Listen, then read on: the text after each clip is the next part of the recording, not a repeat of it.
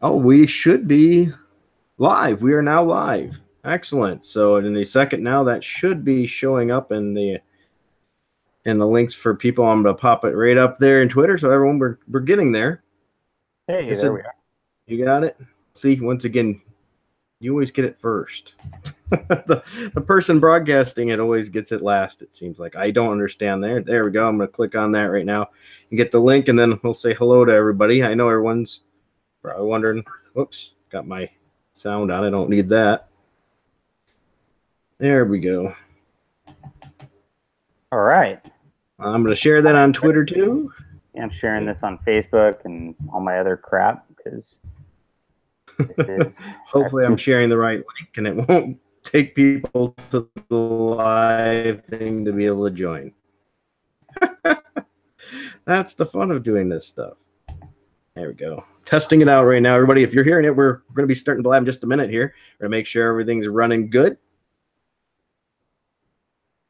Boy, my internet is not being super friendly, but that's okay. We got 5 people watching right now, it said, so that's nice. Yo, hello, people. How's your Friday night, everybody? My internet evidently is too slow to handle all this. Excellent. I upgraded my internet because I was having problems live streaming, and it was cutting out on me a bunch. And so I just didn't want to deal with that anymore. Well, I don't have a choice. Even if I upgrade it, it's still terrible. So it's one of the wonderful things about living out in the middle of nowhere. Terrible internet. So I guess, let's see here. Okay, we got some people here. Hello, Eric. Hello, Talon29. Thanks for joining us. I'm saying hello in the chat. We're going to start blabbing in just a minute. We're going to give a minute. Edwin Boyette will be joining us very shortly once his traffic... He got stuck in traffic, evidently. Oh, and he's here now. Look at that. Just right as I say that. I was telling on you. Oh, good. Very good. Hey, Edwin, how you doing, buddy? I'm doing fantastic. When in doubt, blame Edwin. It's just a sound course of action. So now we're opening up a 2014 Petite Verdot this evening. Nice. This actually got 92 points in Wine Spectator, and it's only a $20 bottle of wine. So, you know, just solid bang for your buck right there, and just very flavorful stuff all around. So, would you say it's a frugal wine? Absolutely. I mean, $20 for a 92-point wine is about as frugal a deal as you can get. I'm drinking tea. Well, I called my wife and told her I was running late, so my lovely wife set up the computer and the microphone for me and had a hot cup of coffee waiting for me. Oh, bless her. That behind every great man is an even greater woman. My wife took my kids out, so that's the best thing she could do because they would be making a lot of noise right now otherwise. Let me open up chat so I can see chat. Is this already going on YouTube, Frugal? It is. Yeah. We are live. Fantastic. It took us a minute to make sure everything was going good. I have my chat up too. Hi, Jay Fairclough. How are you? We got 8 currently watching. So I guess I ought to introduce who we are, huh? So let's do this right. So hello, everyone. This is Captain Frugal reporting for duty, and I'm joined by 2 absolutely wonderful guests. I'll let them introduce themselves and just say hi, and we're going to have a nice little comic book chat and a surprise before the end here, an announcement of something cool and new that's coming. Which one of you guys want to say hello? Well, John is the man of the hour, so let him go first. I'm not you're the man of the hour. Come on. All right, I'm Jon Del Arroz. Hey, CJ Correa in the chat. How you doing? I am the leading Hispanic voice in science fiction. I write comic books and science fiction novels, and I contribute to the Federalist also as a claim to fame. And now I'm a One American News Network correspondent as of this afternoon. Also, how cool is that? Is that correspondent? I've only been a guest, I guess. I don't know what the actual title is. You did so good, you'll be a correspondent next. I hope so. And how about you, Edwin? Who am I? I guess I am a community member. I do silly voices, and I have fun hanging out with good people like Captain Frugal. You're just good people and Captain Frugal. Better, Very nice. Just in case you guys don't know, I have a link down below to Edwin Boyette's channel. So if you don't already subscribe to him, check it out. You'll definitely want to do that, as well as Jon Del Arroz's website, where you can click on there, get information from him, as well as his projects and things that he's done. So Cool. by all means, check that stuff out. So first of all, hello. Thank you for joining me, especially on a Friday night. I know you guys are both hip and cool guys, so you could have been out partying with the ladies. Well, there's still time. It's early here. Yeah, we're still intending on doing this. Oh, okay. Well, over here, it's 8:45, so it's almost bedtime. Same. When you get old, right? It's a little harder for those late nights, especially when you're getting up at 5 in the morning. I think you're actually younger than me. I think I'm You're younger than me too, I think. Yeah, or maybe you just look younger than us. I do have gray hair. It's hidden under here, so I don't know. We'll discuss that another time. But it might be wonderful. Hopefully, I'm the young one of the bunch for once. Be nice. So anyway, John, you've published a lot of things now. So let's talk about some of this publication history. What was the first thing you ever published? The first thing I ever published was actually, well, it depends. If you want to talk about actually in print versus actually on the internet, first thing I ever published on the internet was actually the Flying Sparks comic, which I'm about to kind of relaunch via Indiegogo. I started this as a web comic. I got 9 issues into it. The way I posted about 6 issues of it on the web for a bit, and I've got 3 extra issues after that, and I never finished the story because I had no way to monetize it at the time.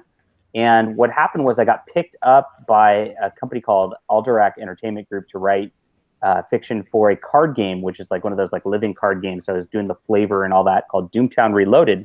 And I actually wrote fiction in their like little rule book supplements and things like that. And those were actually my first print publications.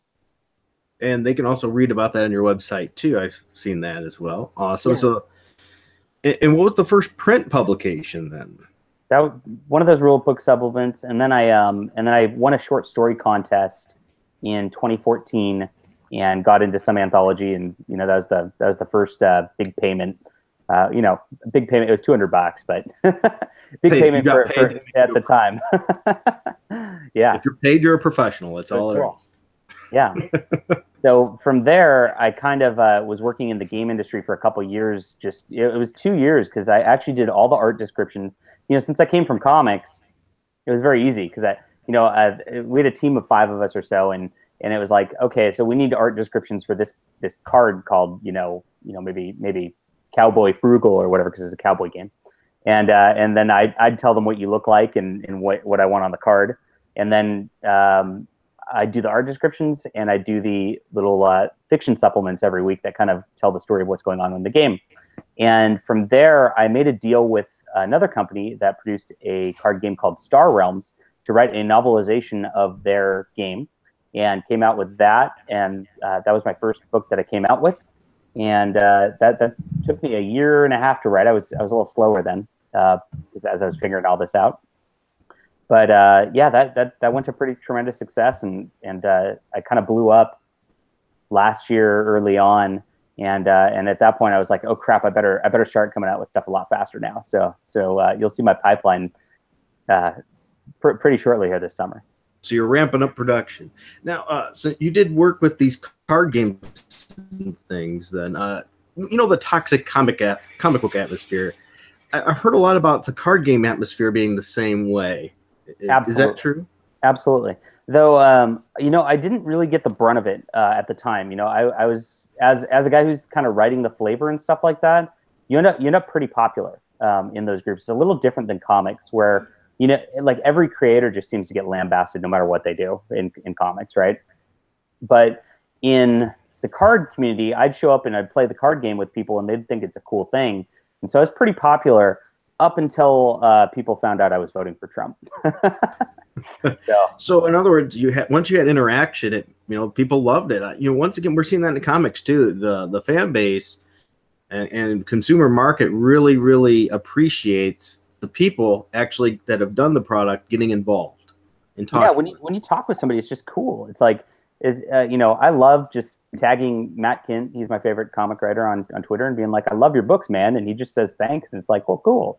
You acknowledged it. It's sweet. And on in the gaming end of things, I could actually game with my customers. So it's like, you buy my book, Star Realms, and I can come on the app Star Realms and actually play a game with you. It's actually a lot more interactive in a healthier way than Twitter, I guess, right? Well, yeah, I think Twitter's a toxic place. I mean, it's almost like once you type a button, who am I going to argue with today, or who am I going to be blocked by? Yeah. So yeah, and once I kind of revealed my politics, I kind of saw the nasty end of it. The same people I would be playing games with for years, you know, suddenly were calling me Nazi, and it's, you know, the standard white supremacist, all this other stuff, which is just, you know, it's like the internet is just so ridiculous at times. But and it seems these geek communities have a propensity to go pretty overboard on this stuff. Yeah, That was bizarre. That was bizarre during the election. Yeah. Seeing people all of a sudden, people they've known their whole lives, spent all this time with, had all these great interactions with, yet all of a sudden just disowning each other and cutting each other off over, you know, whatever somebody's going to do in the privacy of a ballot box, right? And there was no guarantees who was going to win. But I mean, it's still your same friend, it's still your same family member. You just have a difference of opinion about this one thing.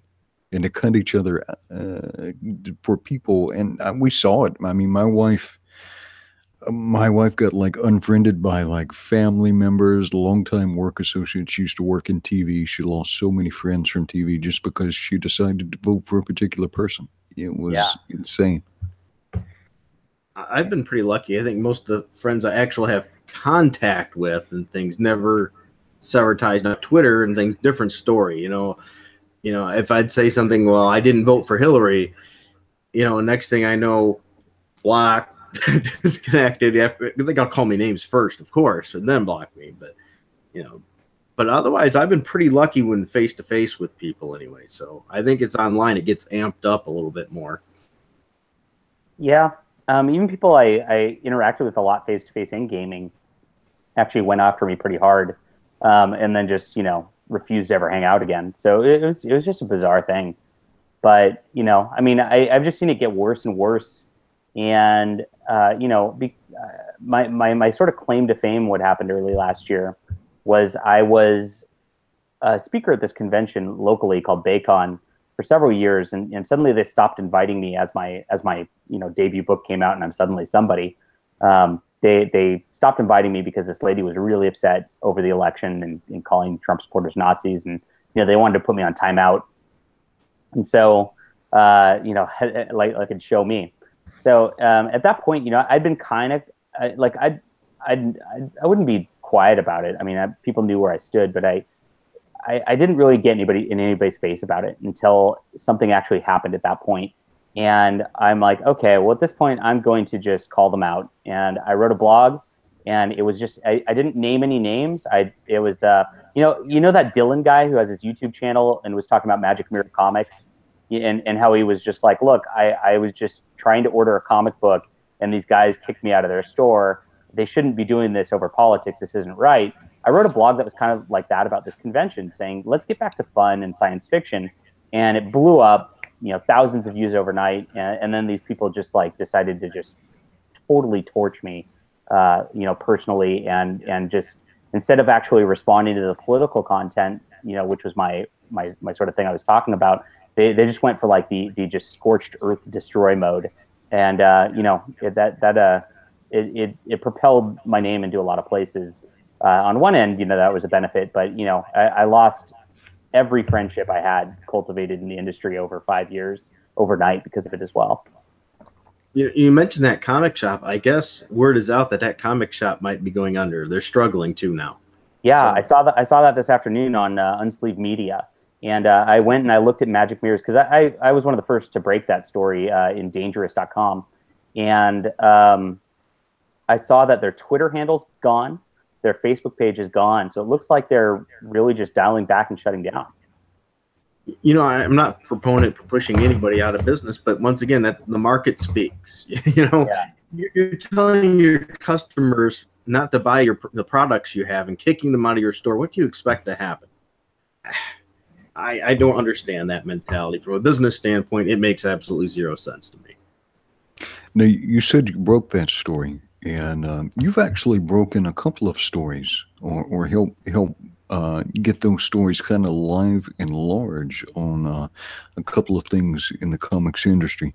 Didn't you break part of the story about diversity in comics and the convention cabal that was gonna help beat them up or whatever they were gonna try and do or engineer? Yeah, so that's kind of my history with the whole Comicsgate thing. So I started in comics, so I've always been paying attention to comics, and I've always been loyally buying comics from my shop. And it goes back further. So actually, after I came out of the closet, and then I got all this hate on me, I'm like, this industry screwed up. So I started writing about it a lot more. And then I looked into comics, and I was at my local comic shop. The owner's kind of depressed about how comics are going. It's like probably late February of 2017. I'm like, what's going on? And he says, well, my sales have just plummeted by like half over the last year. And I'm like, you got to be kidding me. Why?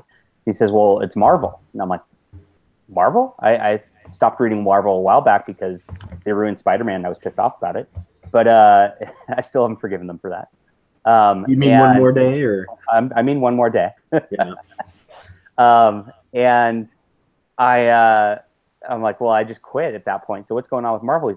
And he said they replaced every character. Like Iron Man is a girl, Hulk is some Asian boy, Captain Marvel is now some Muslim girl. And I'm like, holy crap, really? They did this for across the line? He says, yeah, every single book almost, and nobody buys them. And I'm like, wow. So I started looking into it, and I posted, and I think I was one of the first out there on this because it was actually before the VP came out about, the diversity, nobody wanted diversity or whatever. That was later in the summer. Mm-hmm. And I wrote an article just on my blog that, I went through the Twitter accounts of every single Marvel writer, and I found out that every single Marvel writer not even was like silent about politics, but everyone was vocal anti-Trump, anti-conservative, just like angry atheist, angry whatever, just angry feminist.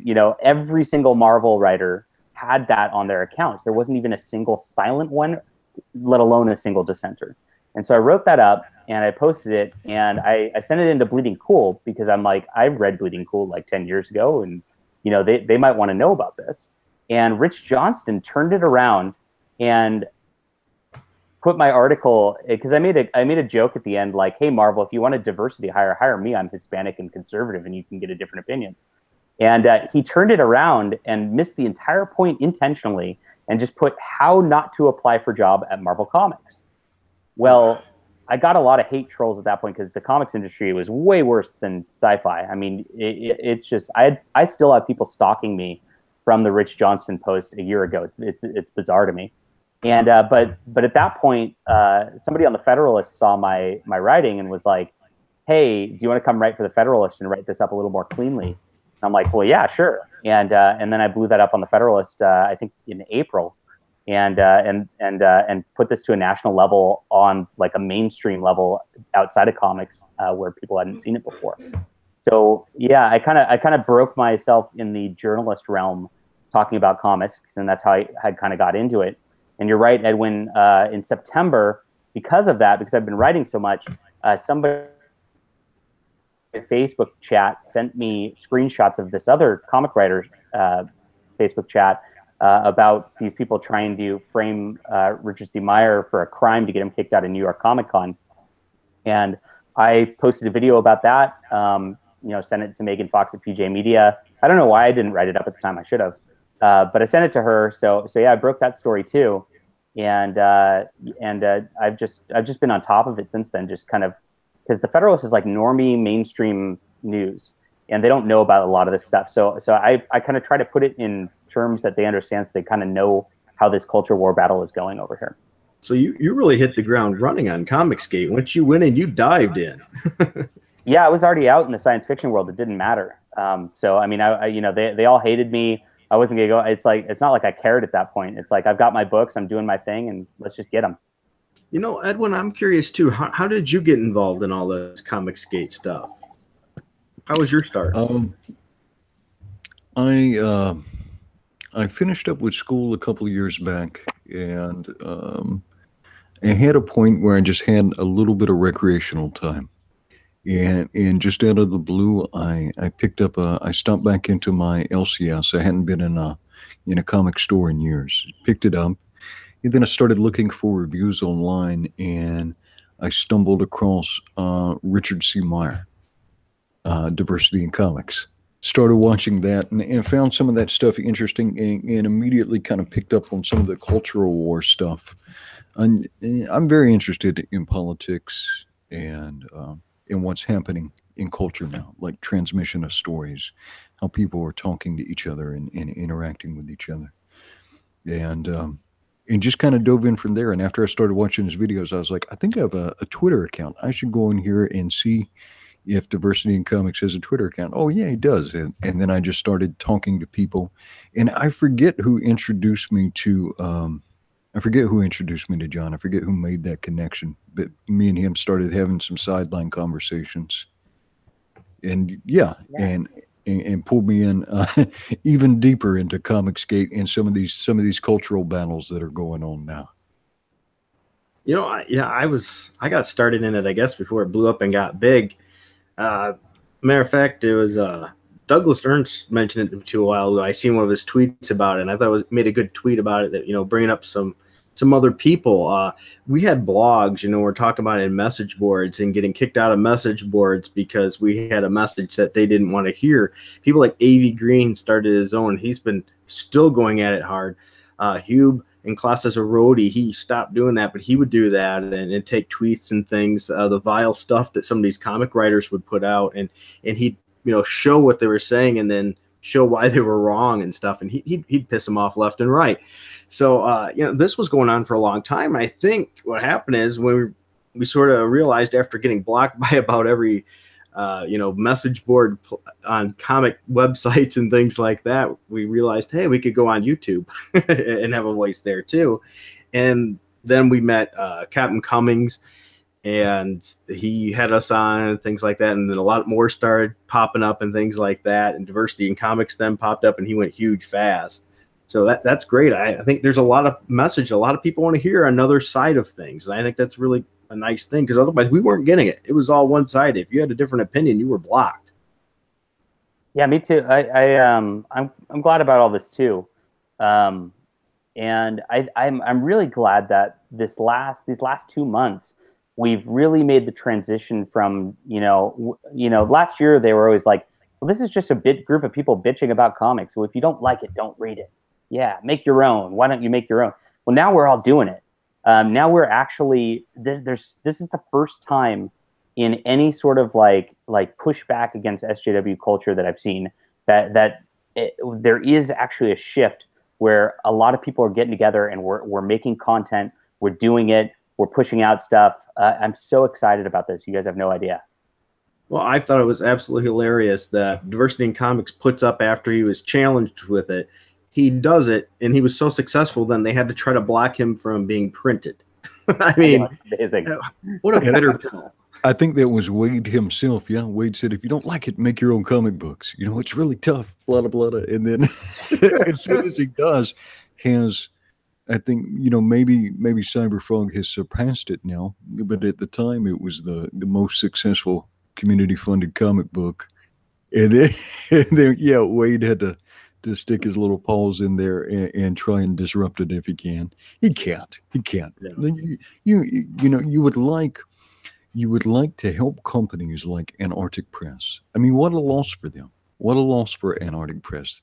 Wade is a scumbag, right? Because he's now brought all this disruption to these people's life, cost them money. And then, you know, people, well-meaning, good-hearted people too, are like, oh, Antarctic Press. Now, you should feel sympathy and empathy for an Antarctic Press. They're a small family business. They were not prepared. They were not prepared for this level of hatred. They were not prepared for a heavyweight in the comic book industry like Wade to come and start threatening them and making, these phone calls. You should absolutely feel empathy for these guys.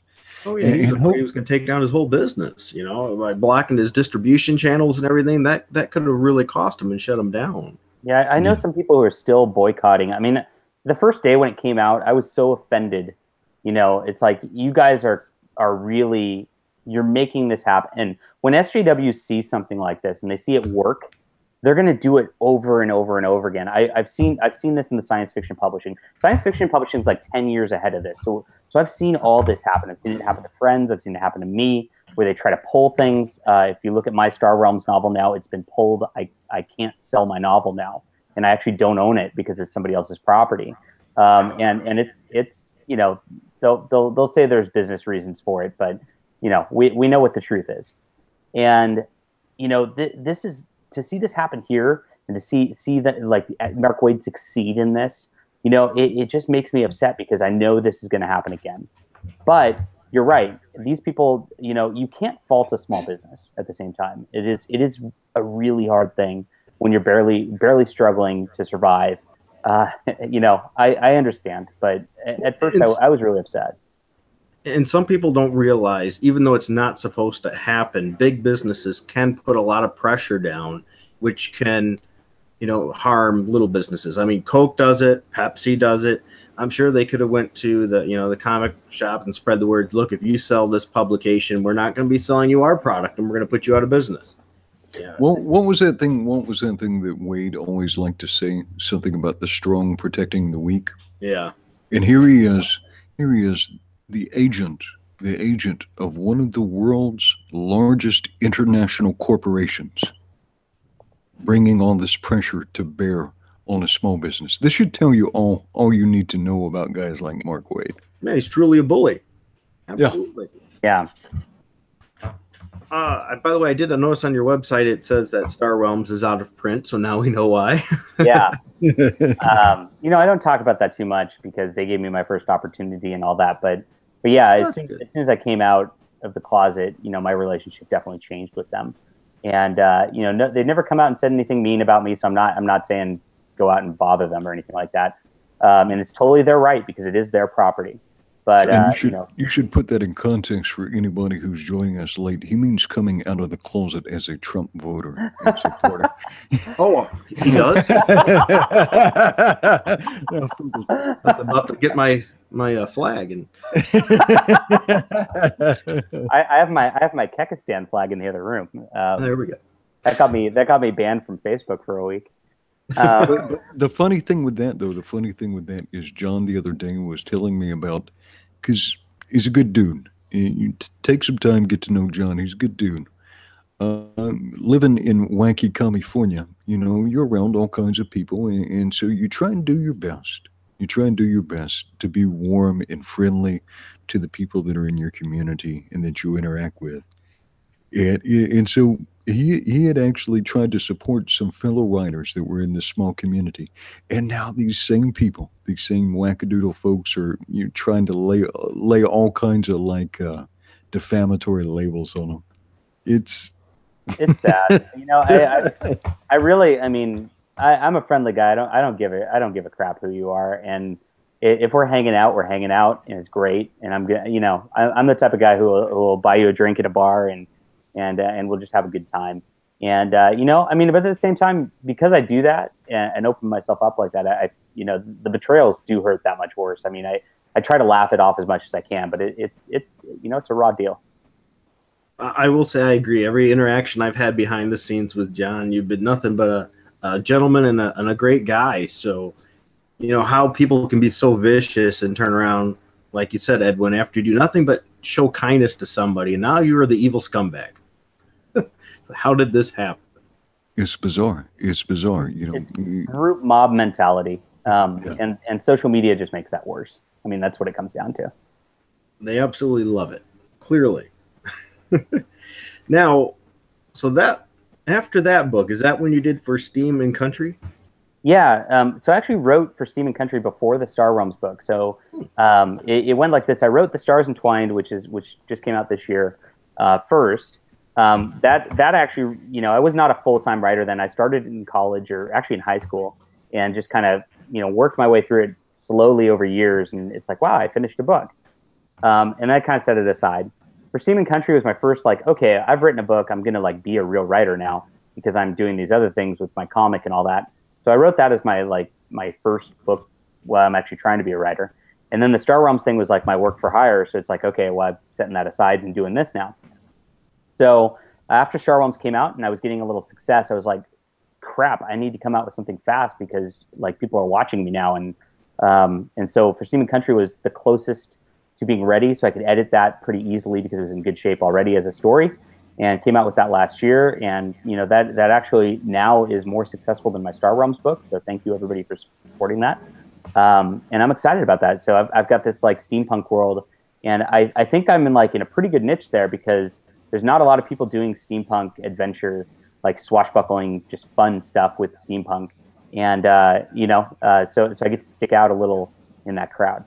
And that book is still available on your website, correct? Absolutely. I own that one and everything with it. And I am going to have book 2 coming out here as soon as my proofreaders get back to me.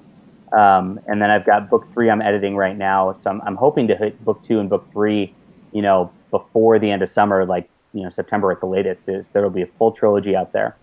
And then eventually, I'm going to, depending on this, I've mentioned on my Twitter for people who followed a little bit that I'm going to do a Kickstarter or Indiegogo to resurrect my Flying Sparks comic, do new dialogue, and kind of get my comics back rolling again. Mm-hmm. Depending on how all that goes, I want to parlay this into, I'd love to do an adaptation of my book into comics and just have, there's not many steampunk comics out there. There's Lady Mechanica, and then there's I think there's some alt history, DC alternate universe or Marvel alternate universe in steampunk.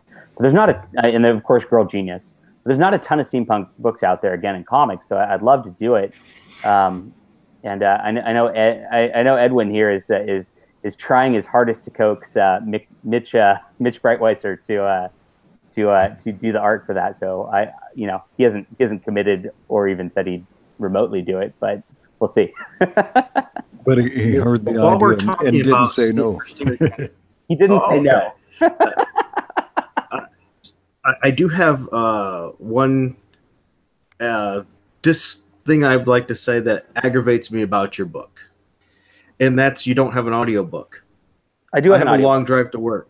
You do for Steam and Country? Because I checked on Amazon before, and it always said there was no audiobook. Yeah, it came out in the audiobook got done a little late because my first audio reader didn't finish the book, and I had to get somebody else to do it. And so it took a lot of time to do it. And I actually, believe it or not, I was talking with Candace Owens about doing my audiobook before she kind of blew up. Mm-hmm. So that was in the cards for a second. So I kind of put everything on hold for a second to see if she would do it because I knew that would be a big deal. And then, obviously she kind of went the just purely political direction with her stuff. Which is too bad. She has a great voice, and I would have loved it. But so I got another audio reader at that point. It came out in March, and she's actually already working on the second one, even though that's not come out in print yet. So that series for sure will and does have audio. And can you get that right from Amazon as well? Yep. Okay, I must have missed it then. I'm going to have to get that for my long drive. And by the way, I have another person you might want to consider for audiobooks. He's been doing a lot of audio stuff for other advertisements for comic books lately. I think his name is Edwin. We're talking about this. I've actually done story times a couple of times where I'll just launch a Periscope and read some of that. Unfortunately, with Steam and Country, at least the main novels, the main protagonist is a teenage girl, which is interesting hearing her voice in mine. But he does have this other character. Which, are you going to release Night's Training as a novella? What are you going to do with that now, John? Yeah, that'll come out. I haven't decided whether to put that out after book 2 or before book 2 yet, but that'll come out along with book 2 and book 3 this summer. So yeah, so I definitely, when you do release that though, I do want to do a complete story time with Night's Training. Yeah, it'd be great. Yeah, that would be fun. And if I had the time, when you get, he's also got kind of like a, the Adventures of the Nano Templar, right? Justified. Yeah. That'll Just be for coming out. record, I think you could pull off a teenage girl too, though. Let's put Edwin on the spot here. Edwin, do your best teenage girl voice. If I was going to do a teenage voice, wow. Hi, I'm Edwin, a teenage girl. Transition. Was that it? Did I nail it? Did I nail it? I'm gonna crop that out of the video here. You've been suckered into saying you're a teenage girl. That's the intro for videos now. Hi, I'm Edwin. And I'm a teenage girl. I'm a teenage girl. Yeah. Yeah, I can't. I know sometimes. Man, can I? Nah, I can't. It's just. I'm sorry. There's just too much vitality still in my testicles. I just can't manage to hit these. We need to start having you chug some soy and come back in a month. But yeah, I would definitely, if I can work it out, I want to do a complete, if not an audiobook, I want to do a complete story time with Knight's Training, because I really like that character. I really like the series. And then when John lets me see a preview of Justified, the saga of the Nano Templar, I might like to do that too. I was going to come out with that. My thought was to come out with that in May. And then I thought, you know what? I've got like 2 book 1s of a series out. I don't think I should put out a 3rd book 1, just for, and this isn't including the Star Realms book. I mean, that really means 4.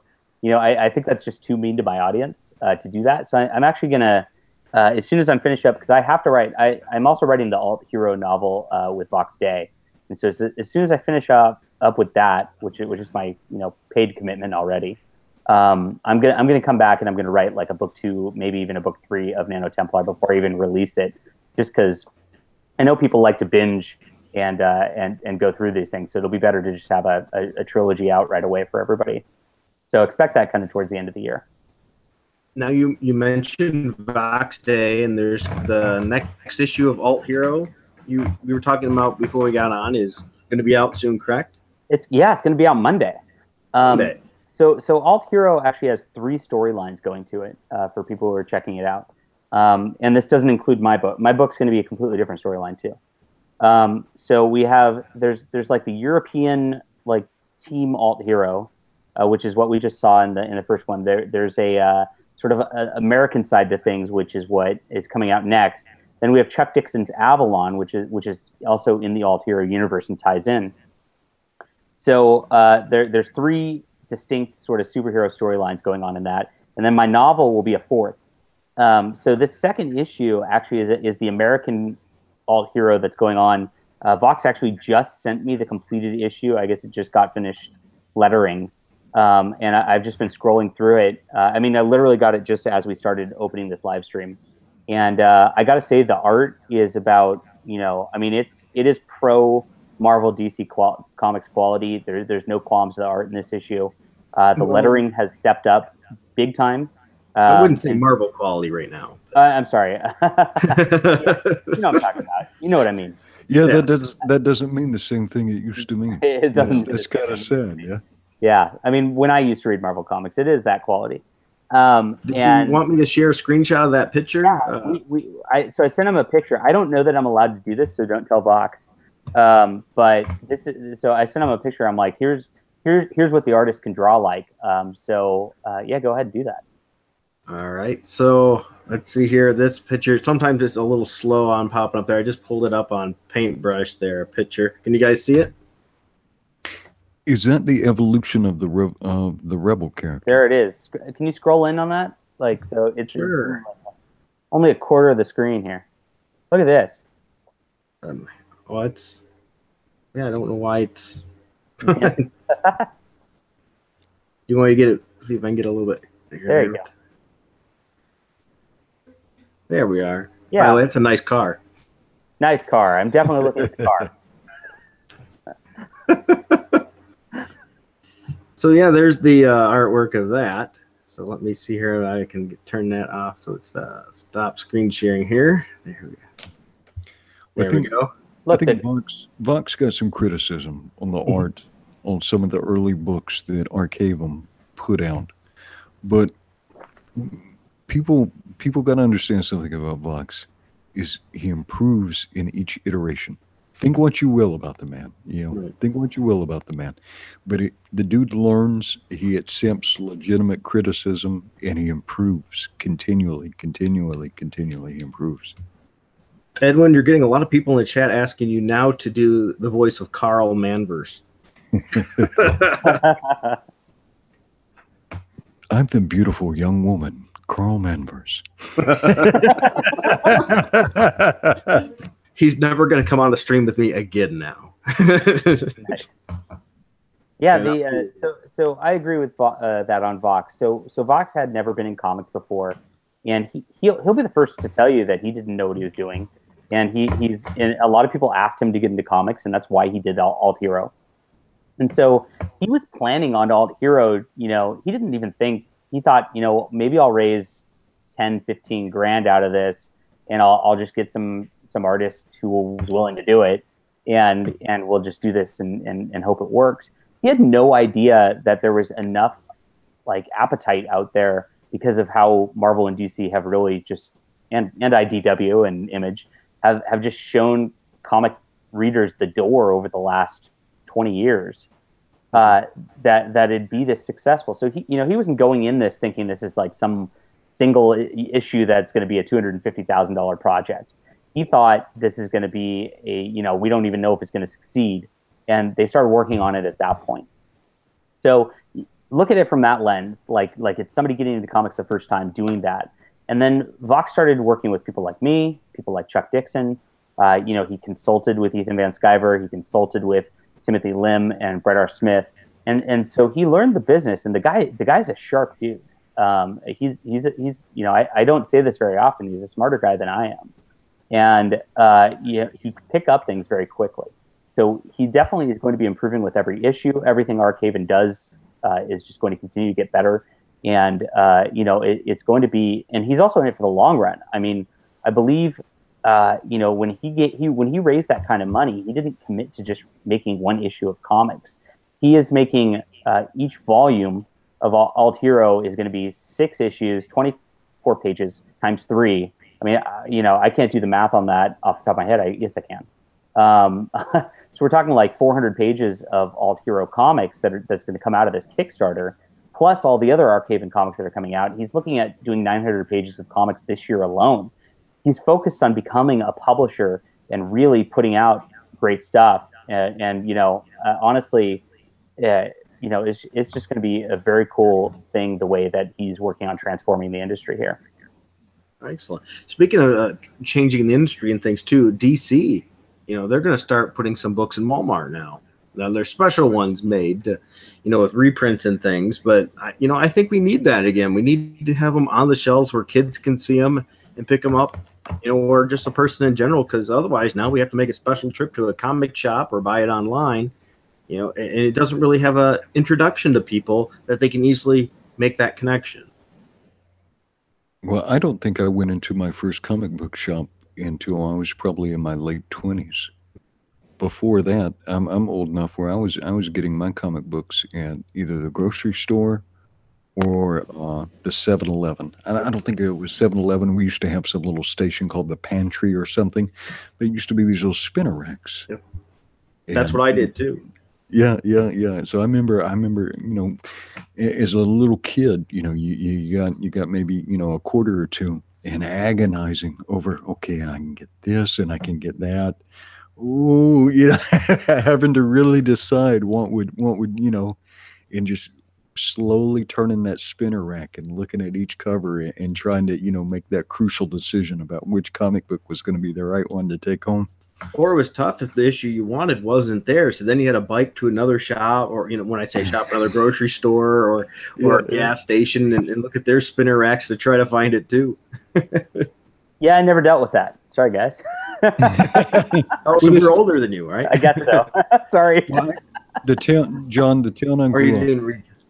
town I grew up in was in rural North Carolina, and there was not a comic book shop in the entire county. And I think the little city I grew up in was maybe 5,000 people at the time. Yeah, I was in comic shops since I can remember. And And so I never experienced that. But looking at the business model of the whole thing and how it was such a mainstream thing that was just everywhere, and then how they moved it into these specialty shops. I mean, even more than the politics these days and all this other stuff, that was really the biggest mistake the industry ever made. I mean, it was good for Marvel and DC because it shut out everybody else, and that was the intention of it, right? So that they can corner the distribution, and then they can produce Marvel can produce 8 Spider-Man issues a month, and DC can produce 8 Batman issues a month, and then you don't have any money to spend on anything else. So that's really what they wanted to do with all that. To be fair, too, there was a little bit on their end because there were some grocery stores and things that were doing some shady business practices to not have to pay as much for them and to get refunds back when maybe they shouldn't have to.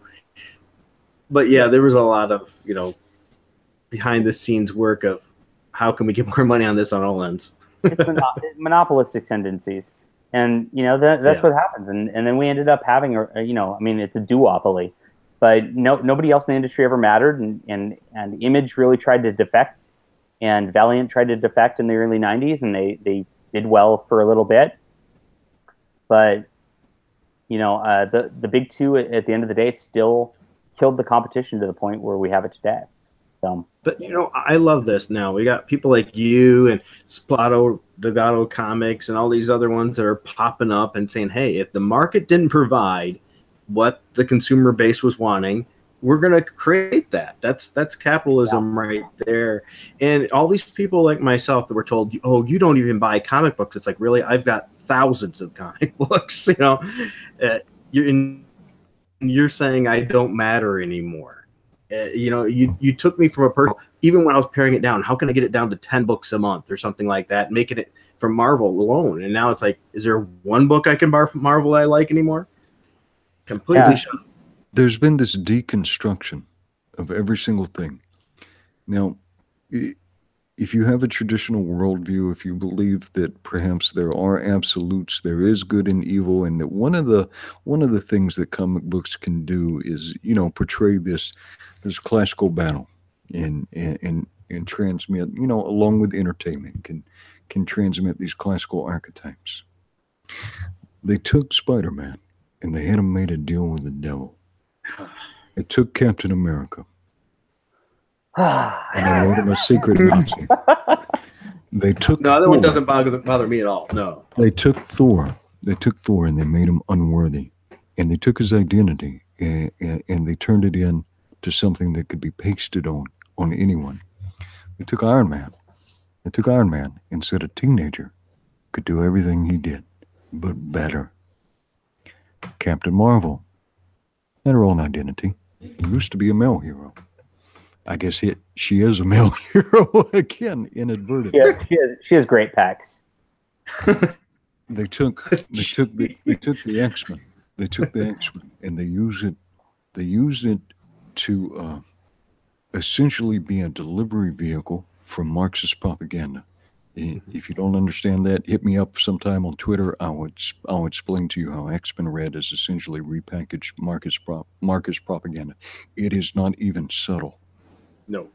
And so they have deliberately deconstructed all this stuff, substituted different versions, changed everything over, right?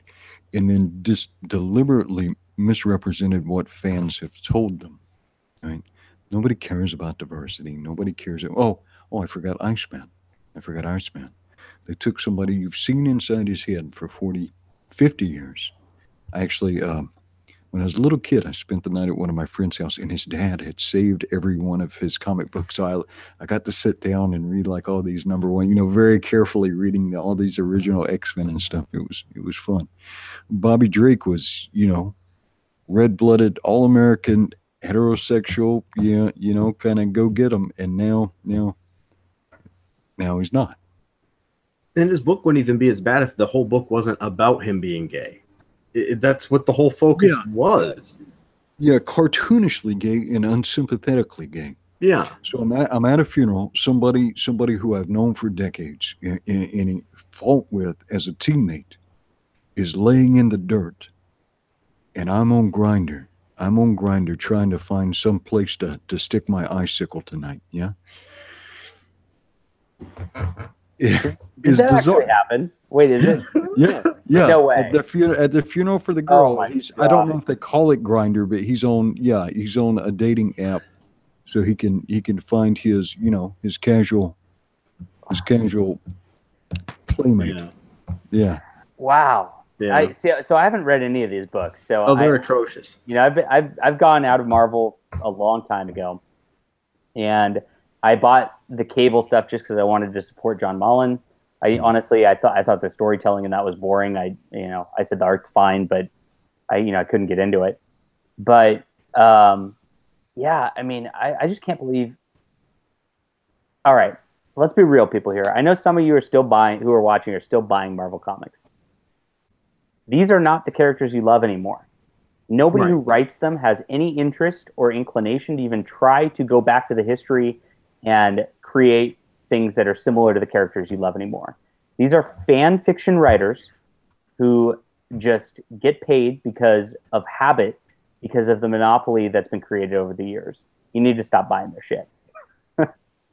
And I can tell you unequivocally, if you're in the chat right now, or later on you're listening to this as a recording, and you're listening to Captain Frugal and you like Captain Frugal, I can tell you without a doubt that the people producing these comic books think you're a bigot, a racist, misogynist, a backwards, a bad person. And they want you to continue to give them money, but they want you to shut up and go away.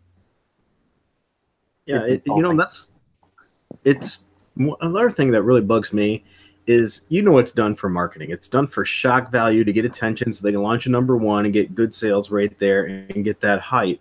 And it's so disingenuous, and anybody that I've talked to that's comic readers, and not anybody, but a few of them I have, and some that are gay, they read this and they said, this isn't me. This doesn't represent me. This is not how a gay person is.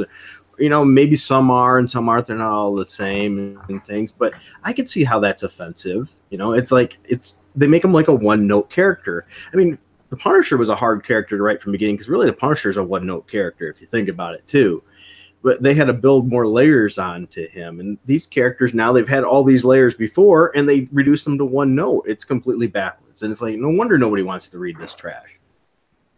Yeah, it's tough. So, but it's also presenting the opportunity that we're seeing here. I'm very glad for Ethan Van Sciver with his Cyberfrog. I back that. I back Jawbreakers, of course. It looks like Ravage Kill All Men is really ramping up the success now, and I'm happy for Chuck Dixon there. People got to get into. I know there's 2 Jungle books by Chuck Dixon on Indiegogo right now, but make sure the next one funds too. I mean, it's important stuff that these things go through. So the other Jungle Book is Chuck Dixon writing. The author is Kelsey Shannon. Got a chance to meet him last night. Kelsey Shannon is a sweetheart of a man. He's like this big sloppy teddy bear, and he's a great artist. And this stuff looks fun. Yeah, so definitely check out Jungle Comics by Chuck Dixon and Kelsey Shannon. I should have Chuck Dixon on for a stream here this month later on. I've been putting him off, so I feel like a jerk.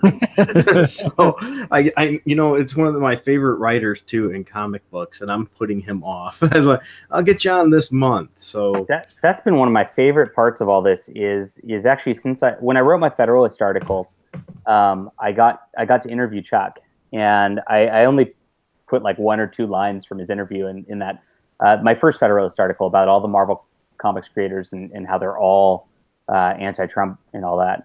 And Chuck, the only line I put in from it was he just said like, "Yeah, I'm blacklisted" or something like that.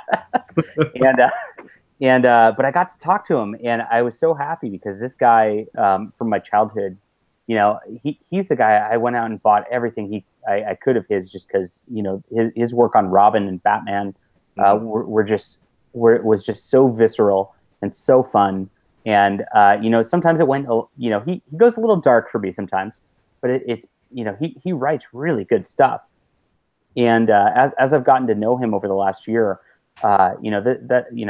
if nothing else comes of this, becoming friends with Chuck Dixon is probably one of my favorite experiences out of Comicsgate. Agree. Dixon Same is- thing. I've been lucky. I've met a lot of people and things, and I don't, geek out too easily. But him, it's like, okay, I know Chuck Dixon now. Yeah. So Frugal, when you have them on, are you going to swap out the mask? Is it going to be Frugal Bane? No, I'm not that cool.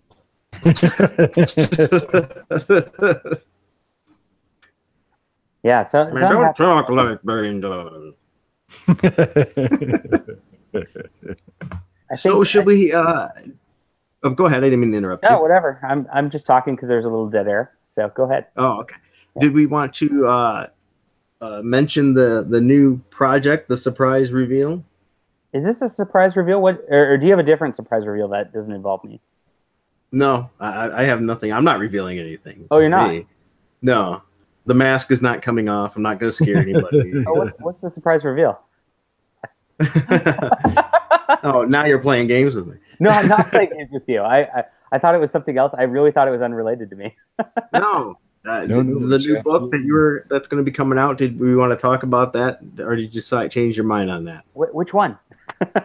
Well, I know there's a couple. The ones you want to release. I'm not going to mention them without having you want to mention them first. So I've been trying to work on a couple things. I getting involved with Comicsgate. I started working with some artists who are collaborating with me, but those have Mark Waid is very right on this, that comics are very hard to produce. I announced, I think through Bounding Into Comics, that I was coming out with a comic book called The Ember War. It's going to be a science fiction book. The announcement came out in like February, March. I actually started working on it on the writing side in December. And we're just now, Edwin is the only person alive who has actually seen half the comic book. We're just now getting to the point where I believe the rest of the lettering is going to get done this weekend. So it's the end of June. So we're talking like 7 months later after I started working on the script and started getting things going. Do we actually have a full comic going on, because of the process just does take this intensive amount. It's so much harder to do and coordinate than a novel, because a novel is all me. I just write my own thing. I get it done. I pass it to an editor. It's just done. But coordinating the artist, coordinating the coloring, coordinating the lettering, there's a lot to go on with comics. It is actually a really hard thing to do, and anybody who completes a comic really has my utmost respect on that end. But the Ember War is still not coming out yet. That's going to be later, guys. And we're not crowdfunding that. That's just coming out through Arcaven. And that's going to be a 5-issue series. And my artist is Jethro Morales. And how I met Jethro Morales is working on my project, which I want to talk about here, which is called Flying Sparks. Now, Flying Sparks is my superhero project. It's my superhero baby. It is, I would say it's Stephanie Brown Batgirl meets Supergirl in that like, imagine that Stephanie Brown just tried to step into the Supergirl sort of mantra, into that family where there's a Superman running around. It's a little less dark, and she just like gets these boots where she can fly and just tries to be a superhero on that level. That is kind of what I envisioned this character to be, when I originally created it. And this was my first effort. I created a whole super universe, as I mentioned before earlier in this cast, and it was a webcomic for a little bit. I never got to complete the story, and now I'm going to relaunch it, and I'm going to put them in like three issues to a volume. We're gonna launch the first volume here on Kickstarter, I think in 2 to 3 weeks. I have a huge announcement eventually for who's doing the cover of this, which you guys are gonna be thrilled about. I'm not gonna mention it yet because I only kind of have some verbal things going on right now. But it's big enough that it's gonna make waves on that end. But art is the same person who's doing my Ember War book. He's Jethro Morales. He's done Green Hornet for Dynamite. He's done Deja Thoris, the also book for Dynamite.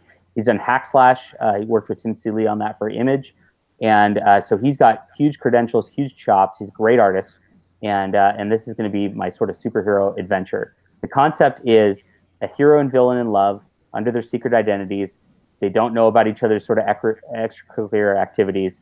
And, as they each get more invested in their superhero and supervillain lives, it just causes incredible strain on their relationship. And so it's got that like old Spider-Man vibe where you got like half personal drama, half superhero book, and every book kind of tells its own story, yet builds into something different. I love it, and I'm so excited, and I really hope that this raises enough money where I get to finish the story, because that's my end goal of this. I've got 9 issues in the can. I'd love to get this. It's going to be about 15 issues if I really want to finish the whole story, and yeah, that's what we're going to get going. Now, how much of the original stuff? Because it started life as a webcomic, right? How much of the original stuff is going to be remastered? All the dialogue is going to be redone. So I've gotten so much better as a writer these last 6 years. I've become a real professional writer over a year ago, and my dialogue to me was not into the shape that I can write today. So I'm just going to completely redo that, completely have it re-lettered by a professional letterer. I used to do all the lettering myself to save on budget. I might get a couple pages recolored because the colorist did a couple things back in the day that I wasn't in love with, and I'd like to change that. Depending on it, if this becomes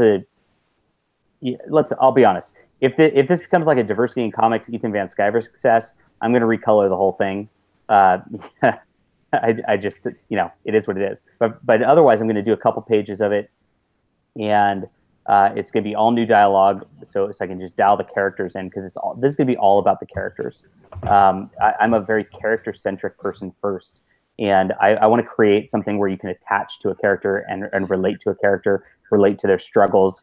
The main character's a college girl who's, she's just like one of those like straight A student types because she just works, and she's got her feelings for this guy who's a successful business guy, but because he's doing some shady stuff. So I've got villains. He's a villain with like real depth because you're gonna like him. He's almost a hero because he's got an honor code to him. He's a mafia style villain, and yeah, I could talk about this for hours. Sorry, guys. No, that's why you're here.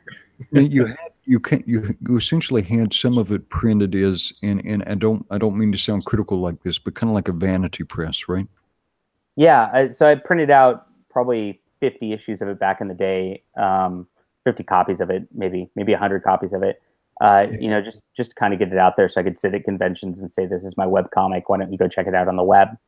I have one in my hand. Can I share the cover?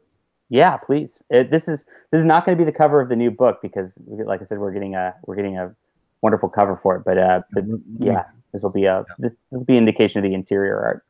You're going to have to talk. That way, it'll show you on here. Okay. All right. I think I can make it. So Flying Sparks. I have this in like a I guess it's like a graphic. And sorry, I'm kind of blocking my own view, so I don't know if I'm. Move back. There we go. And then pull my microphone back. And so it's actually quite good. This is not. You can show a couple pages too. I don't care. Yeah, this is actually pretty high quality stuff. It is almost slightly reminiscent of something you would have seen from Image, but with anatomically correct. And so it's actually quite good. And so yeah, you put some polish on this thing, and this thing is gonna.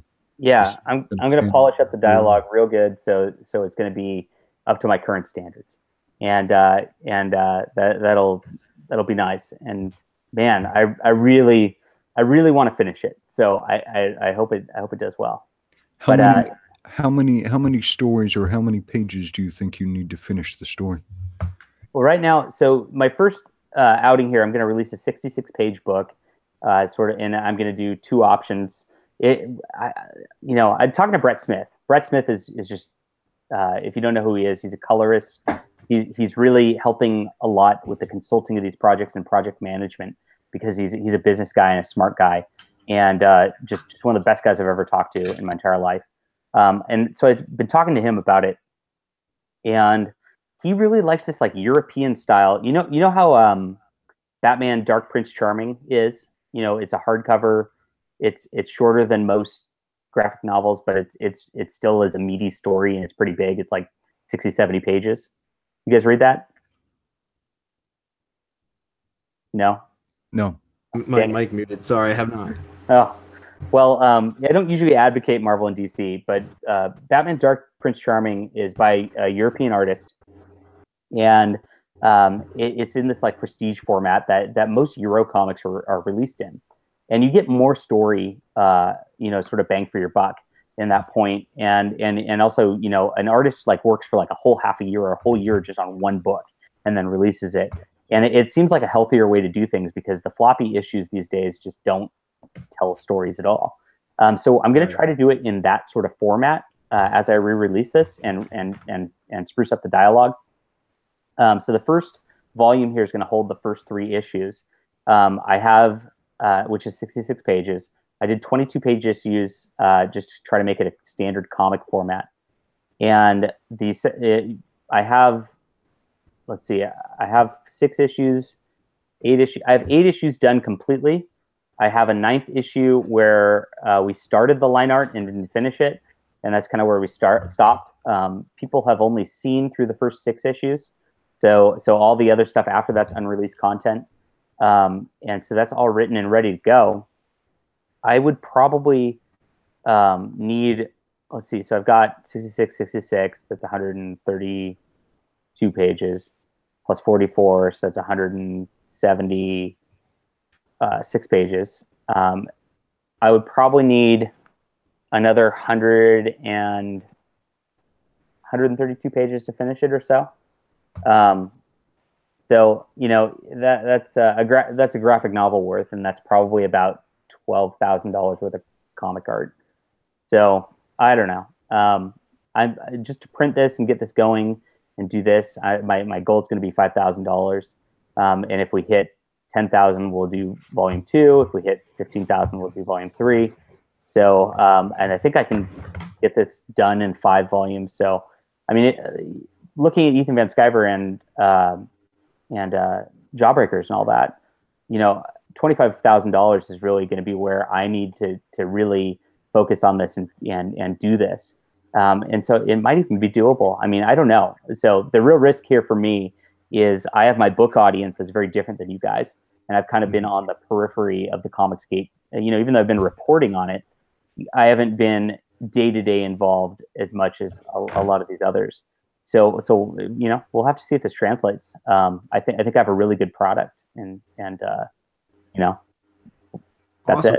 it. Just for record, I'm working on my project here. Say there. I don't know what you guys want to fund that or not. But I'll back you, it's bro. top shelf. See if we can get you. Look at that art. See if we can get you a Daryl AO cover, maybe. That's right. Oh, nice. Well, my book's completely apolitical, by the way. So if you know, it is. if you don't like my Trump support or whatever, this is not going to bother you whatsoever. So. I was actually kind of thinking about this though. There's a way that some of this stuff is being made that's not apolitical. In that, a lot of the books now have these overt signals that they're a certain type of book, meaning, there's some kind of reference to like, oh, this hot dog tastes like bigotry. These kind of professions of the true SJW faith. So if your book doesn't make these acknowledgments or these professions of SJW faith, in a way it is political to these people because you're not parroting back this stuff that they're expecting to hear. It's bizarre times. It's bizarre times where a straight action adventure story or a straight romantic adventure story is now political speech because it doesn't have political speech. Yet not. I know Taylor Swift's silence on my book is deafening. I've been reading the comments. Just a little joke. So Eric Breen said that I taught EVS how to draw. Nice. Good man. You started a massive career then. Yeah, Mariana said that I could get hired at Marvel. Just claim I'm a masked gender, and that's a protected class.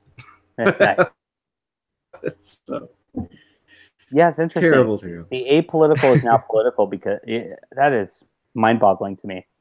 Yeah, it took me Great a point there. while to get into that thought, but it really settled on me today now. Part of the reason that they're getting upset at some of this stuff because it's not, you're not paying your respects to the diversity guys. I am, though, because I'm a Hispanic writer, right? My artist is an Asian artist. Not that kind of diversity, John. Oh, sorry. I forgot that diversity only applies to people who are approved. That's right. You're not on the approved list. You know, it's funny, Edwin, you mentioned that because, you know, I can't agree more. I got a comment in one of my videos just today, a little while ago, and the person's like, oh, all comics are political. And it's like, no, they're not. There's apolitical comics as well. You can be a writer and be political, but not have to shove that into the reader's face. And that's one of the biggest issues I had in the first place when I was buying a load of comic books, and it just, you know, the next issue is SJW this, next one SJW this, and so it's like I don't have anything to read from you anymore. It's amazing how much the market says we want to buy something, and they're saying we don't want to sell it to you. Well, stuff is going to change. You guys are going to be amazed at how much stuff changes over the next year, because as you see these things take off. Other people are going to say, you know what? There's good people here who love comics. I will make you comics. And it's just the distribution is going to be a little bit different. But I think we're going to see a couple things. You're going to see some of these Kickstarters transition to like semi-permanent or subscription-based or patronage-based companies. Absolutely. You're going to see companies like Arkhaven spring up. There's going to be some new comic book companies or maybe strong changes to these smaller companies like Antarctic or stuff or formation of new kind of smaller companies. And so you'll still be able to get some of the stuff. I think they'll figure out how to get some of this stuff to your LCS and stuff. It's just I think the stories that you like from the people you like aren't just going to come from a big corporate brand anymore. Right. And barring these people have a corporate correction, like their corporate just really realizing is and finally understanding their demographics. DC and Marvel are going to persist on this course for at least another 3 to 5 years. And if you're expecting to see some major modification from DC or Marvel, I think you're going to be disappointed. And you need to go ahead and reconcile yourself to that some of these characters that you love, that you have this nostalgia for, they don't exist anymore. And I get it. I love the feel of going into the comic shop, talking to my guy at my comic shop and hanging out. I mean, that's a cool thing. But unfortunately, the way the comic shops work these days is they're just Marvel and DC outlets, and they have to be because that's what they sell. That's the primary amount of their product. They can't take a gamble on. Nobody could take a gamble on Flying Sparks. If I sent Flying Sparks right now into even Alterna Comics, who's pretty cool, or Antarctic, you know, they one of them might publish it, but you know, I mean, it's a big gamble. So these Kickstarters really are the way to get the new stories out, to get new voices heard. And what happens is, this is why it's so important to support them. You know, especially the unknowns. I mean, if you come in and somebody's not got a name for themselves, I mean, think about there's one of the other a couple months ago. It's Mike Barron. Mike Barron used to write Punisher and all that, but he's a lot smaller of a name than like Chuck Dixon or Ethan Van Sciver or whatever. I went back to his book, but it's important because names like that, names like me or him, you know, we need the social proof. It's a persuasion thing. I'm going to get Scott Adams on y'all real quick. All right. It's a persuasion thing. If there's social proof that shows that we are, quote, the real deal, it gets other people on board real fast. And that's why it's so important to back like everything you can, basically. And so I'm transitioning most of my money that I spend in comic shops into these indie comics on Indiegogo. You heard it here first. that was the breaking story. Jon Del Arroz is out of the closet and is transitioning. We have a lot of bad cuts of video from this one. Oh, yeah. You know, it is though. This is just what you're saying is just like it is in the music industry. You have to today prove that you can sell your books on your own, that you don't need them before they will actually print them for you. You do. Make you on. Let me encourage you to follow John on Twitter. He's a sweetheart, but he's a little bit of a fire starter. I am obnoxious. I got to warn you.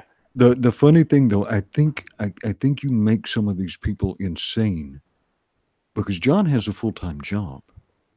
His full-time job is not a writer, right? That Right. is John's second career after his full-time job. And so this year alone, he's publishing either 3 or 4 novels and a comic book and writes for at least 2 news outlets. So as his after he gets off his main job, he's outperforming some of these SJW weirdo writers who can barely get a half-read book out once a year. And I think that's part of what makes them nuts. Oh, wait, I see it all the time.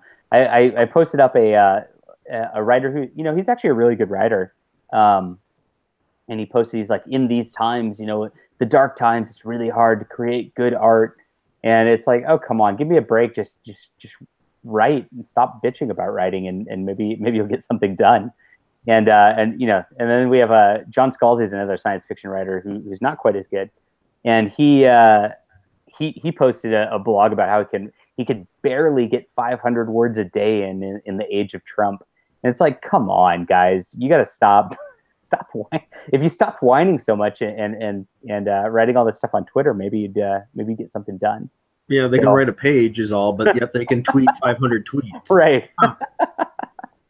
So, I mean, I'm on Twitter a lot too, but I'm very much one of those, like, my brain's going so fast, I'm just multitasking all the time.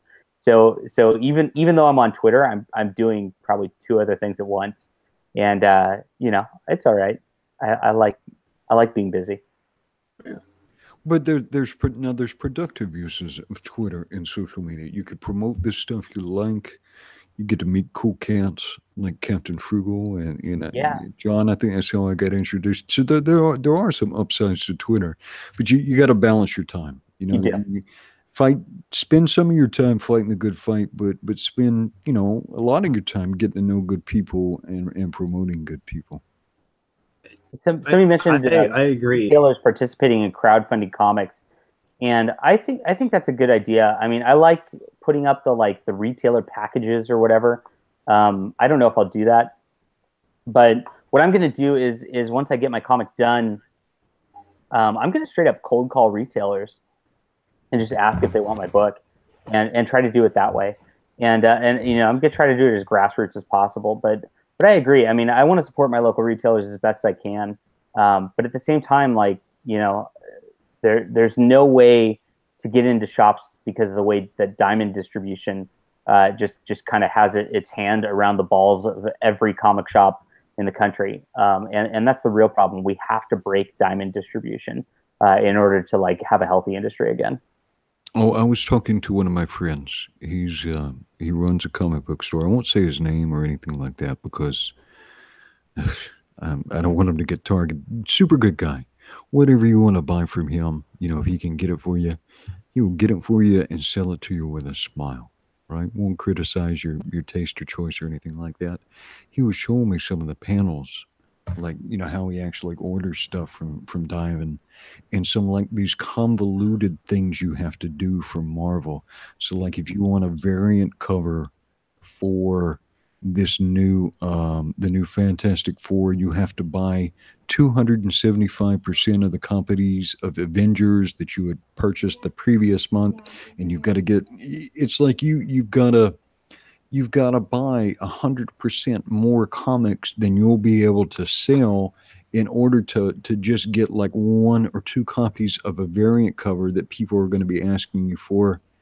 It's insane. And they're trying to get people to overextend, and they're essentially manipulating the numbers, you know, to make it look like they're this high performing company. And I just see, I would imagine that 30 to 40% of the materials that are being shipped to comic stores from Marvel if not more, end up rotting in a dollar bin. Oh yeah. And they Yeah, use these coercive techniques to make people buy all this crap that they have no capacity to sell, that nobody wants, in order so they can get like this one or two things that everybody's clamoring for. Right. Yeah, and those that one variant issue is going to cost a fortune because they have to make some of the money back on all that crap they can't sell. That's absolutely true. I've talked to them, I see them, and it's just amazing how bad. And then Marvel brags about how good the sales numbers are, and you got people like Ron Mars. Oh, see, guys, you guys are just manipulating the data. The sales are great. It's like, are you kidding me? They're terribly low compared to what they used to be, and they're inflated on top of that. I mean, that tells you. And then they always want to use virtual, the digital sales, which DC's digital sales are astronomically better than Marvel's digital sales. But of course, you'll never hear that from Marvel. I hope all these Indiegogos and these Kickstarters, I hope they sunk like 20% of the money out of the available pool. And yeah, you too. And maybe this is me sounding vindictive, but I hope Marvel chokes on it, at least for a little. Yeah. And guys, I think they need to learn. We got to give so much credit to Vox Day here. Vox really is trying something different. I mean, we're doing the crowdfund thing, which is great for the individual author so much. But Vox going straight to Amazon with his books is one, capturing a different demographic, meaning more people are coming into the comics industry reading comics than ever have read comics before. Most of Vox's readers don't read comics and they're coming in. This is great. It means they're taking an interest in our hobby, which is fantastic. But on the other end, so you've got the Amazon end of things, and if you look at where Alt Hero came out, it went to #1. It beat out Ms. Marvel, Muslim superhero, for the #1 slot, and it won, and that's fantastic on that end too. But the way he's doing his books, I actually got my first print copy of one of his books. It came in the mail today. He's doing it through a real book printer, real book distributor, and this book distributor wants to crack into the diamond market, and so it is putting a second distributor out there that comic shops can buy from, and it'll have more. This will have a bigger impact in Europe first. You don't I don't know. A lot of people, if you don't follow the European comic industry, it's a whole different ball game, and it's a very healthy industry over there. So if this book distributor gets into those comic shops like that, and actually does that and does successful there, even if it kind of just barely trickles in here, it's going to make a big dent in the worldwide industry, and it's a very cool thing. We definitely need a lot more competition. With Diamond having pretty much everything, like you said, it's too much power. We need more competition, and that's going to breed more great comic books, more ways to get a hold of these good comic books and stories than ever before. I want more of those good ones. I search for ones to read with my kids because, I don't feel comfortable reading a lot of the Marvel stuff that's out there and some of the DC stuff and things like that based on the content that's in them. And I like to be able to go to the store and shop around and not go, well, we're not going to get this book, son, because of XYZ reason, and just have more outlets and more things to check out. Yeah. Looks like we scared Edwin away. I know. I know. And now Edwin can see my comment.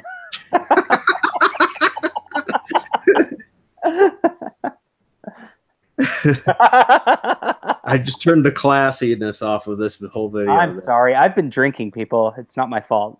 I can just blame that, right? That's right. I just have tea. I have no excuse. So yeah, Comics and Troops talks about, do you guys read manga? My Hero Academia is great. I love My Hero Academia. It is so good. It's one of my favorite stories I've ever read. And watched as the anime version.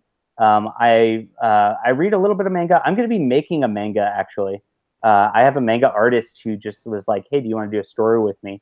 So that's at the preliminary stages. I'm going to try to do something a little different because I want to make it feel more like manga. I really love the whole like magical girl high school trope thing, which I think is pretty fun.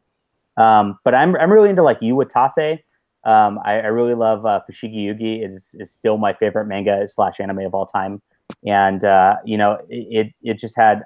I'm big into romance, guys. I know this is not fun, and you guys don't like this, but I think that romance is a lot of fun. I love that the way that she told this epic fantasy story in ancient China with magic and all this stuff, and then kept this just really intense romance going between Miyaka and Tamahome in that series. So yeah, I love manga.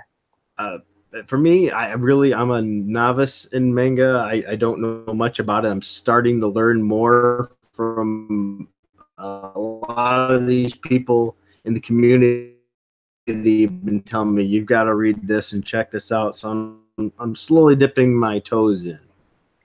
As far as My Hero Academia, I'm upset that there's less romance in it, actually. They almost developed it, you know what I'm talking about? With Meteora and what's the girl? The floaty girl. I forget her name. See, I couldn't tell you. Who's the floaty girl who can make things like float and stuff, guys? Yeah, I got one weeaboo here who is totally down. Who's the floaty girl in My Hero Academia? We need this in the comments right now. Yeah, it's driving me crazy. I can't remember her name. They've been schooling me and teaching me the terms and everything because I don't know this stuff. Come on, people help them out. Urakara. I know next to Okay, there it is. How do you pronounce that? Uraraka? Uraraka. Yeah. That's right. That's her. Thank you, Domenica. Yeah. If they just added in like a romance with her into that storyline, it would add a different layer dimension to the whole story, and it would make it so much better. I mean, it's already like the best thing I've ever seen in my whole life. But if they added that in, I mean, I don't even know it. I'd just fall over in just pure ecstasy from storytelling. It'd just be amazing. So I don't know. I'm the only one out of the three of us who can talk about this, so we can change the topic. So what about you, Edwin? Do you like romance comic books?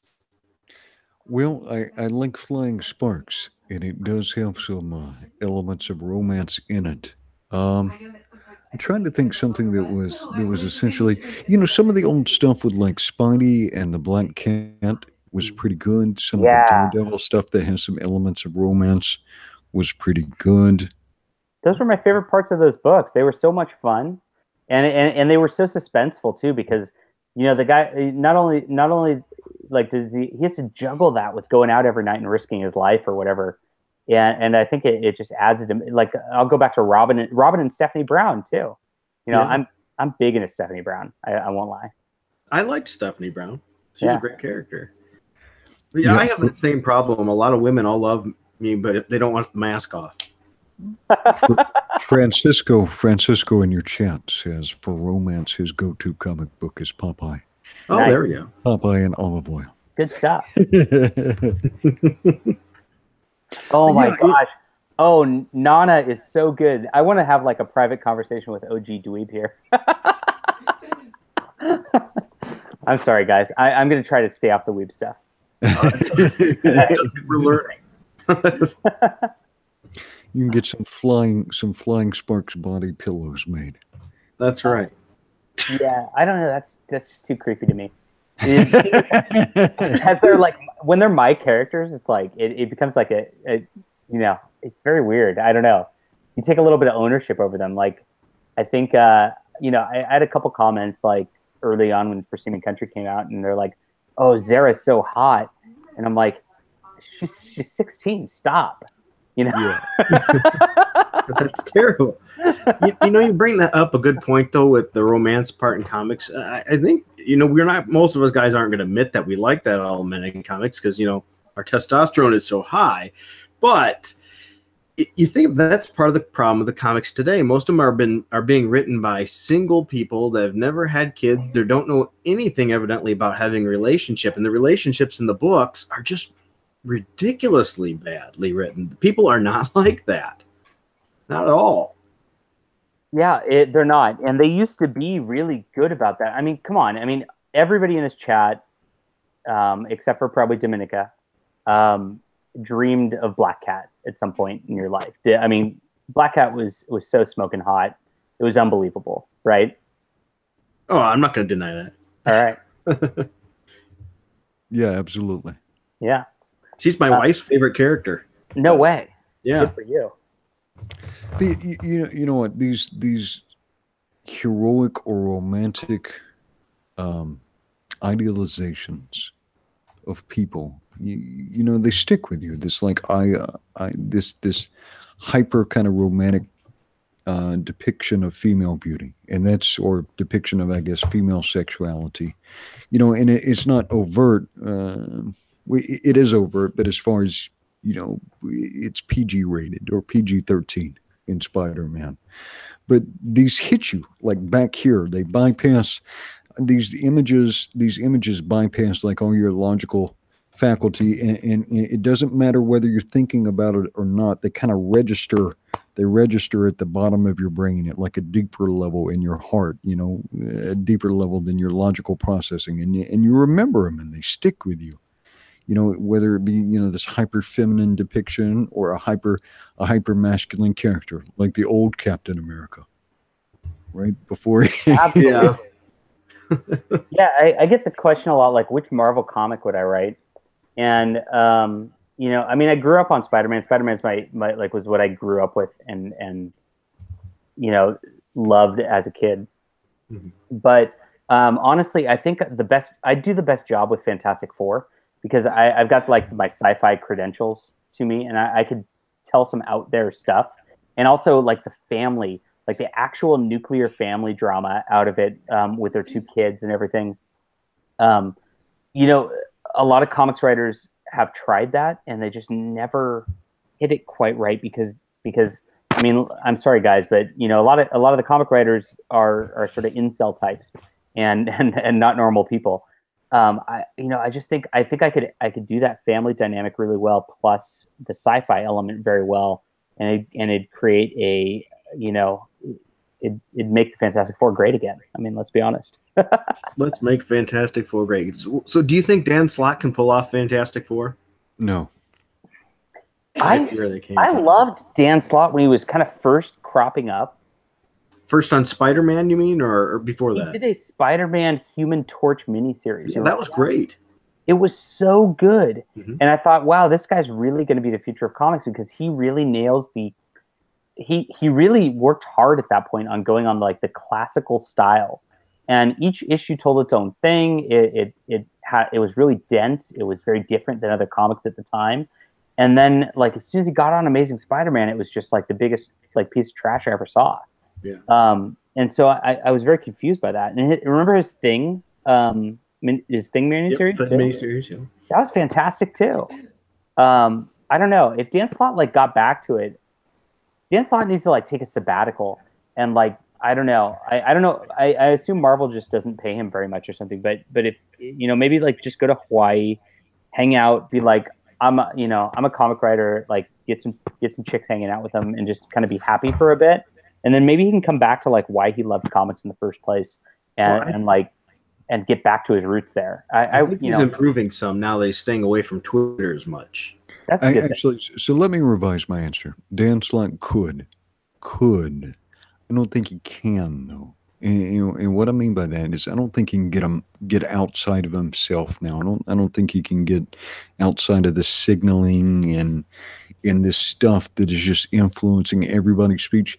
And the way for kind of like what John was saying, if Dan Slott wanted to write a good Fantastic Four, he should go find some of his relatives that are married with kids that live outside the city.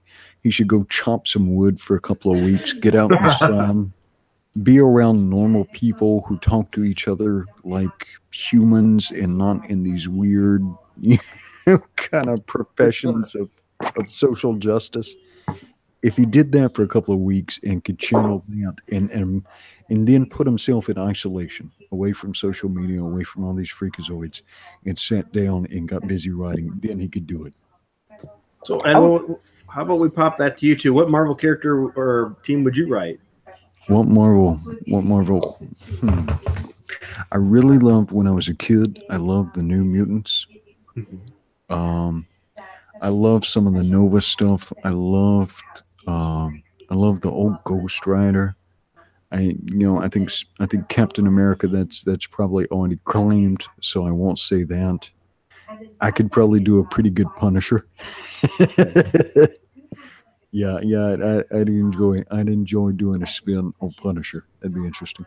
Punisher would be too dark for me. I just couldn't go there. So I don't know. I like the optimism of Fantastic Four. I'm an optimistic kind of guy.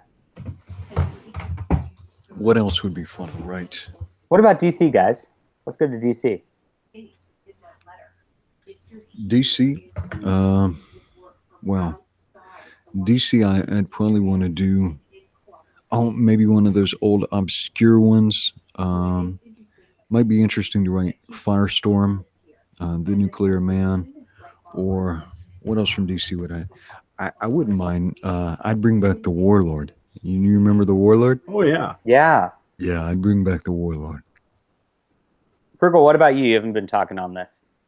For DC, I assume you'd be Captain America for Marvel, since you're freaking wearing the mask. is that where that came from? Yeah, that probably.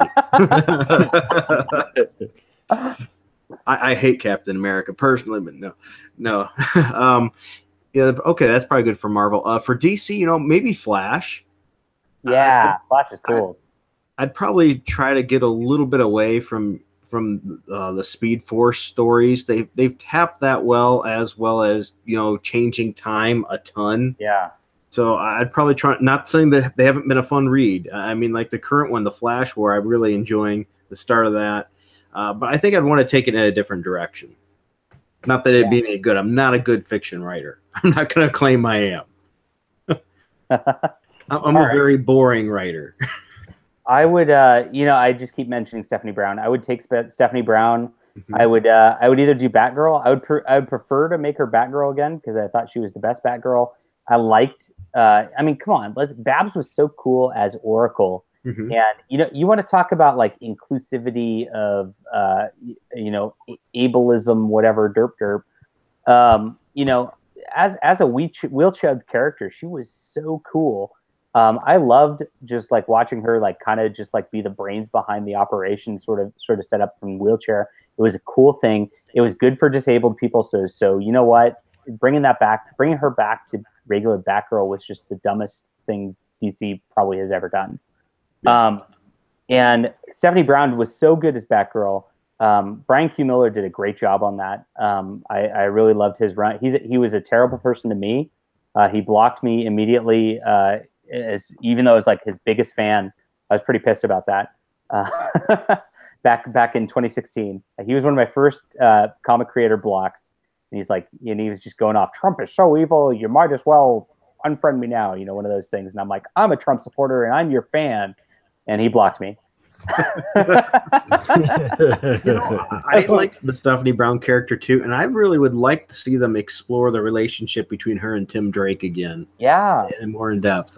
I really like those two. I'd write a spoiler comic again, and just make her the star, and do a romance thing. I could take Flying Sparks and then just reskin it. Oh my god, I want to do that so badly. But yeah, that's I don't know. I could talk about Stephanie Brown all night too. So yeah, you gotta make this one. You gotta make this one work though, so we can convince Mitch Breitweiser to do. Yeah, if this makes money, we for can. Steven Country. I guarantee you, because Mitch is a capitalist mm-hmm. at heart, and he likes to make money on his art, and I don't blame him because he's a talented artist and he should make money on his art. So if this does well, it will do things like make him want to make a comic book with me. It'll make like Timothy Lim. Timothy Lim's another person I want to make a comic book with very badly. And I have a concept which for him. So this Flying Sparks Indiegogo is a big test of like sort of my market cap, I guess. Is that this is too cold of a way to put it, but I'm a business guy. I went to business school originally, so I'm not an artist first. I'm sorry, guys. But my market cap here is going to be tested real quick because I've got a big book following. and we'll see if it translates to comics. And if it does translate to comics pretty well, you know, then we're gonna get a lot of cool projects going on. If it doesn't, I'm gonna keep trying anyway. So you guys hear that? You got to support this so we can push to get Mitch peer pressured into this project. Let me do a quick plug for you though. If you want to check out some of Jon Del Arroz's work, you can go on Amazon.com, look them up. Maybe Frugal can link it in the comments. But for Steam and Country, it's a steampunk story. I enjoyed it, and I'm not a steampunk fan. I'm a big reader. I'm probably more of a general reader than I am like a comic book fan. I like to read stories. So I like for Steam and Country, you could give it to your 10-year-old son or daughter without any hesitation or about any worry of them reading some sort of degeneracy. But you can read it too, and it's fun. That might not be the case with book 2. I'm going to warn you. Okay, so book 2 might change a little bit. Book 2's got I upped the violence quotient by 9,000. So for Steam and Country is probably my favorite novel by you. Your best written book, and I think I've said this to you before, is For Stars Entwined. Yeah. And just I like the setting of Steam and Country better. It resonated with me, but Stars Entwined is an amazingly well written book. It is a very solid piece of fiction. Thank you. Gravity of the Game is very good. So you've got quite a bit out there right now on Amazon, and I think over the course of this year you'll be adding at least 3 more titles of your own intellectual property, right? Yeah, and even though Alt Hero is not my intellectual property, I'm gonna just go back to how cool Vox Day is, because people were talking about. I saw some comments in the Bounding into Comics sort of review over Alt Hero saying, well, Vox is so controlling and blah blah blah blah blah. There's nothing further from the truth. I told Vox what I wanted to write, and OG Dweeb, we're talking about My Hero Academia in here. I basically I didn't tell Vox that I wanted to do an Americanized My Hero Academia. I didn't say that because I know he probably didn't watch or see it. But when I turned in my concept, that's what I wanted to do with Alt Hero, and so I turned my novel into that. So and he's totally cool with it. He's let me take the creative reins. He gives suggestions to make things tighter, to make things better. He's one hell of an editor, guys. He is a guy who allows creative freedom to a great degree, and is just a joy to work with. So that's another nice thing about him. Awesome. Well, guys, it's starting to get pretty late. Do you want me to close this down, or? Sure. All right. Just so everyone knows ahead of time too, you can go to the link in the info bar. I have Jon Del Arroz's website there. We can go there and click there, which will also give you access to Amazon to be able to purchase any of those things if you're interested in that, as well as you can keep up on the content as well. You should definitely check out his Twitter and Facebook too, correct? And of course, Edwin there's been doing more videos all the time too, and seems like he's really got a lot of knowledge behind the industry. Great guy to chat with. I would definitely recommend hitting him up. Both these guys have been nothing but nice to me. I think the community has given me more kindness than I deserve, so it's been absolutely wonderful. So definitely check these people out. All right, anybody else want to say anything before we go? No? Be excellent to each other and party on, dudes. Yeah. support people that are making cool stuff. Right, because you want this cool stuff, you're going to have to support the people who are making it. So seek it out and don't be a passive participant in this industry. Excellent. All right. Well, everyone, thank you for taking the time to watch this and listen and spread the word about it so other people can check out Jon Del Arroz's awesome work. And until next time, keep it frugal.